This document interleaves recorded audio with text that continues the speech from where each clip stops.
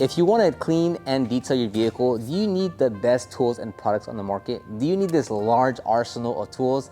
I don't think so. So in today's video, we're gonna put that to the test. Lex is gonna do the professional method with all the tools and products, and then I'm gonna do the budget-friendly option, and we're gonna see if I can get similar results to the more professional method. We're gonna do it on the wheels and floor mats. Lex has all the brushes that he needs to get the lug nuts, the wheel face, the inner barrel, the tires, the wheel wells. He also has a nice foam pump sprayer to evenly distribute the product across everything. And on this setup, I'm simply gonna use a tire brush, one lug nut brush, and then a spray bottle diluted 4:1. And let's see if I can match the quality to his setup with just these simple tools and products. All right, so we got this very dirty wheel. I am going to start off by doing an initial rinse. This is gonna knock down the loose dust and dirt.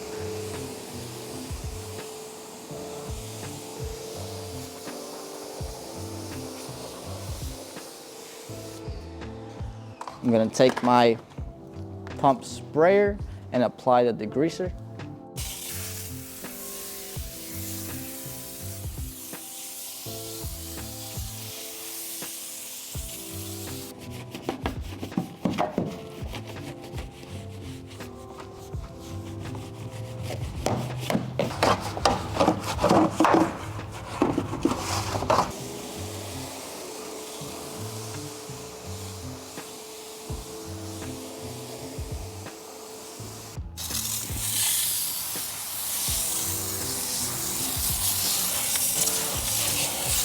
I'm gonna start off on the inner barrel. For this, I'm gonna take this Easy Detail brush. This is perfect to get inside the barrel, especially because we have a lot of room between the spokes.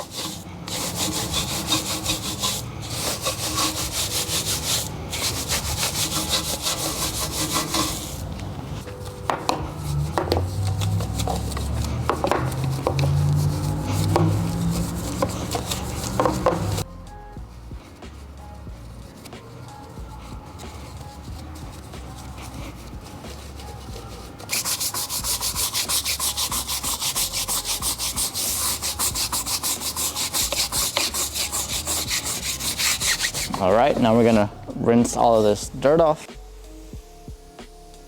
All right, and now we got a really clean wheel. Okay, now let's do the beginner DIY noob level cleaning. I have my 2 brushes, my cleaner, and I'm still gonna use the pressure washer gun. So I'm still gonna go ahead and rinse everything down to knock down any of the loose debris that I can.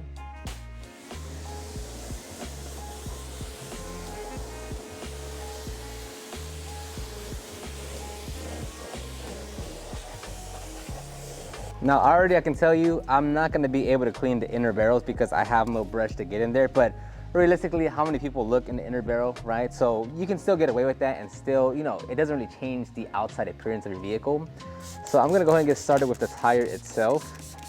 I'm gonna have to spray. Now the downside to not having a pump sprayer is that you have to pull the trigger 100 times.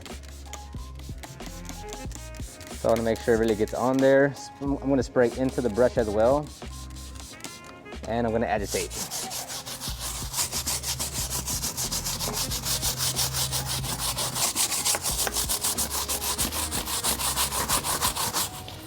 Now we're pulling off a bunch of gunk here from the tire, so whether it's a pump sprayer or a spray bottle, it's still doing its work.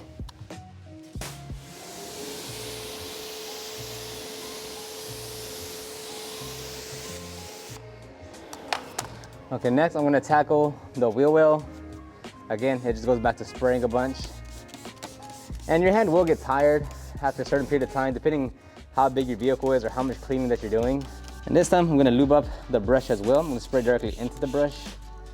And then I'm just going to get as detailed as I can. Now the downside with this, I gotta reach my whole hand into here, versus when you have the wheel brush, you can just kind of put that in there.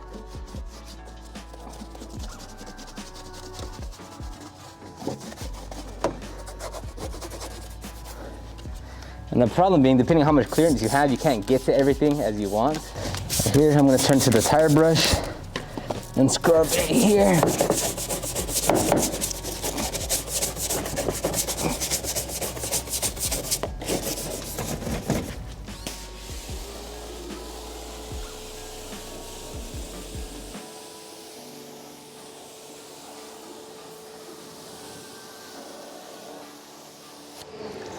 Now again, there's a ton of grime and dirt, and that scene is coming down, so it is doing its job. It's just a bit cumbersome to get to. Now the last part we have to do is clean the wheel face and the lug nuts, and again, just spray it down.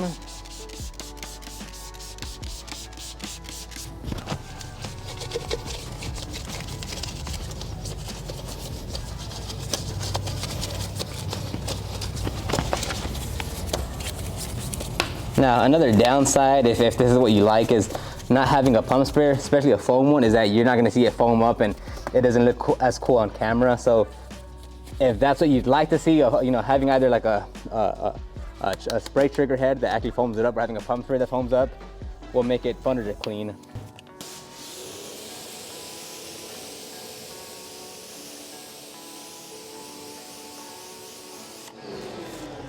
Now here, if you want to get the inner barrels, what you could do is still maybe get a towel perhaps and wrap it around your brush, and that way you can clean the inner barrel depending on the size of your wheel, or the gap or the space that you have between the spokes. That might work, might not.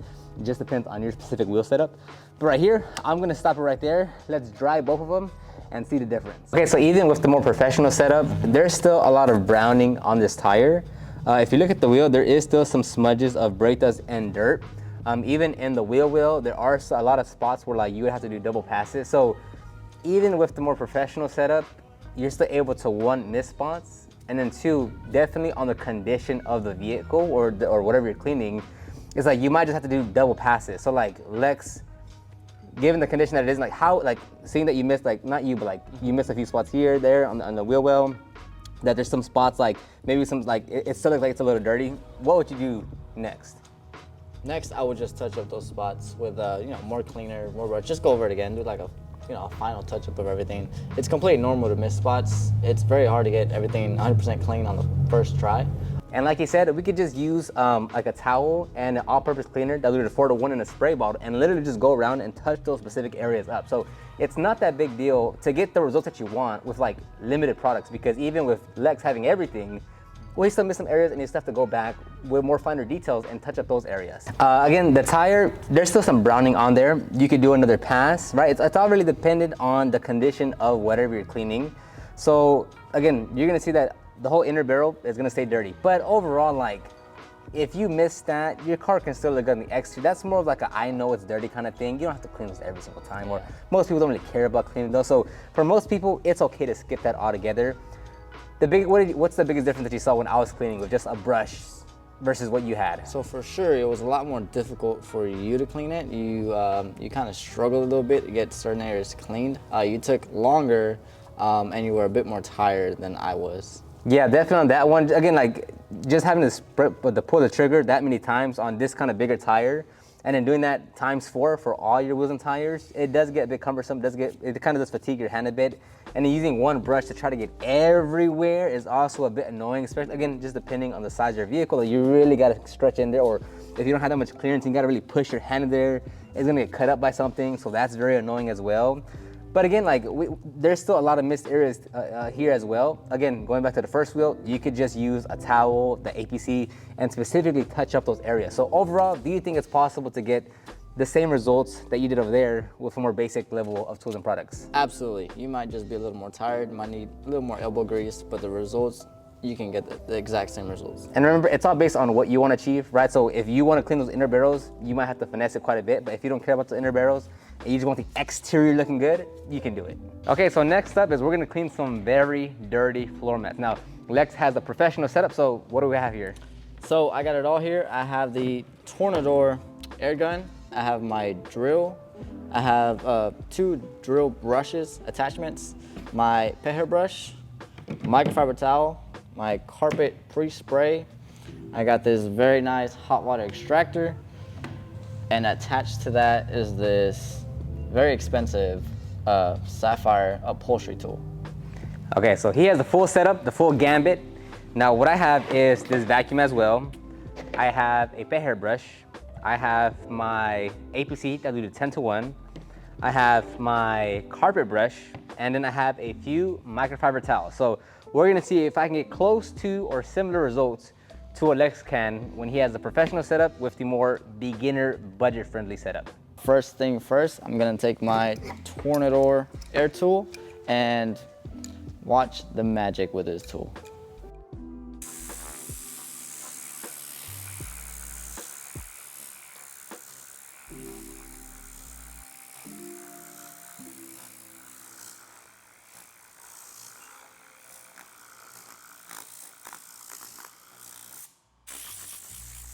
And just like that, about 80% of the debris is removed from the floor mat. But I'm going to take my drill and attach this attachment. And I'm gonna use this to dry agitate the floor mat and get more of that loose soil out.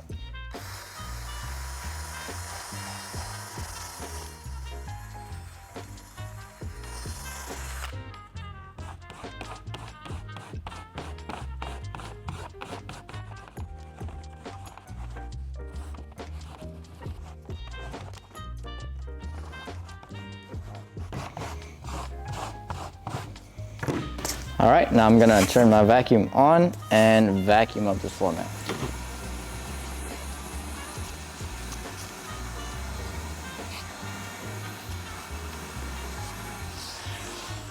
I am going to pre-treat this floor mat with my carpet pre-spray.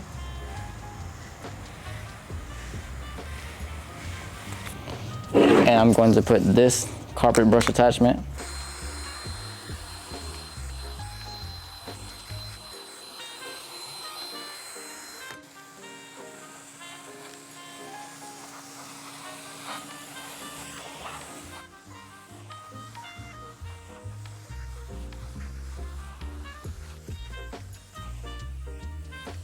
Lastly, I'm gonna take this microfiber towel, just mop up and dry the floor mat a little more.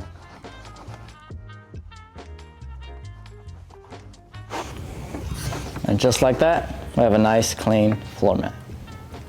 Okay, so now doing this with a more beginner style setup, we're gonna have to tackle it a little bit different than what Lex did. So first is I'm gonna try to use the pet hair brush to get some of that pet hair off and then vacuum it. We don't have all the bells and whistles, so it's a lot more just of it's more elbow grease doing everything. And that's the thing you'll find across this entire process, elbow grease.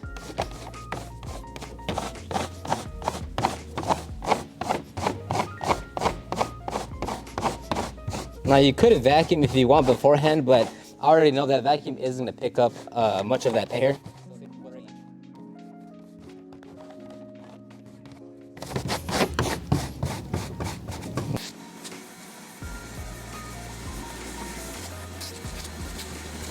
And I'm gonna give it one other pass just to kind of make sure I'm getting as much of that pet hair out.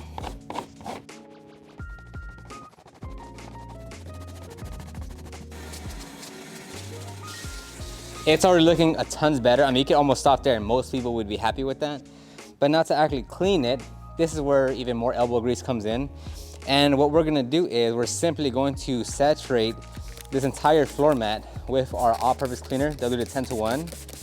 And then the next step is to simply agitate with our scrub brush. Now, the thing you have to consider, depending on the condition of your floor mat, is that you'll just have to do this a lot of times. So first thing is, if it is really dirty, it helps to work in sections. So instead of trying to do everything at once, just work in small sections like this, maybe like in quarters. That way you can be more specific with your effort. Instead of trying to do these long strokes, do smaller ones.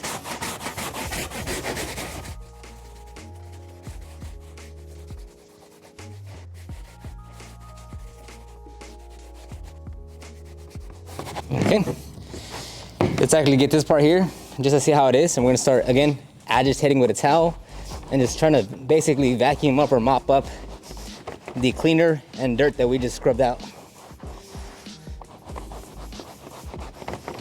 Okay, and there we go. It is pulling quite a bit of dirt out, as you can tell.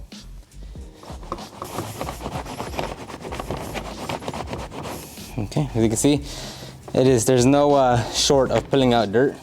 Again, it's just elbow grease. You're gonna get tired. It's doing this a bunch. If you're having a larger floor mat, if it's dirtier, you're gonna kind of run out of breath a bit. So it takes quite a bit of scrubbing.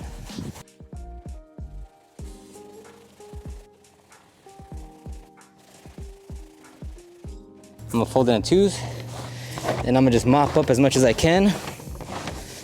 Flip it to this side.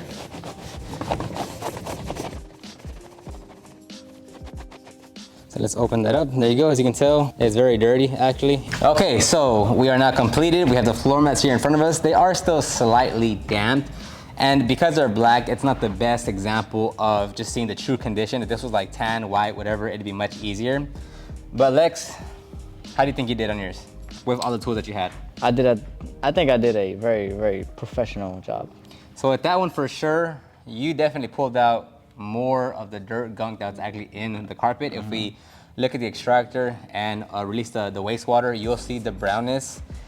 Now, just off my brushing, what do you see the downside to just me doing all the scrubbing? You definitely used like 10 times the energy to get one floor mat clean than I did.